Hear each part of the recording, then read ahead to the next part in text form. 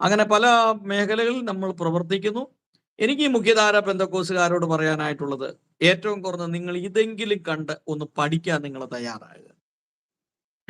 ഏറ്റവും കുറഞ്ഞ ഈസ്റ്റർ ദിനത്തിലോ അല്ലെങ്കിൽ ഏതെങ്കിലും ദിവസം ആയിക്കൊള്ളട്ടെ, ഏതെങ്കിലും ഒരു ആശുപത്രിയിൽ പോയി ഒരു 100 പേർക്ക് കഞ്ഞി കൊടുക്കാനുള്ള ഈ കേരള പെന്തക്കോസ്റ്റൽ ലീഡേഴ്സ് കൗൺസിൽ ഇവരൊക്കെ ഏറ്റവും കുറഞ്ഞ ഒരു 10 പേർക്കെങ്കിലും ഒരു ഊണെങ്കിലും മേടിച്ചു കൊടുക്കുക, അല്ലെങ്കിൽ ഒരു 10 ചായ മേടിച്ചു കൊടുക്കാനുള്ള ഒരു സാമാന്യ വിവരമെങ്കിലും നിങ്ങൾ അല്ല, ഇവർ ഉണ്ടാക്കിയെടുക്കുക. ചെയ്യേണ്ടത് ഈ ലക്ഷങ്ങൾ മുടക്കി എല്ലാ വർഷവും കൺവെൻഷൻ നടത്തുന്ന ആ കൺവെൻഷനിലെ ഒരു രോഗി സൗഖ്യമാകുന്നുണ്ടോ?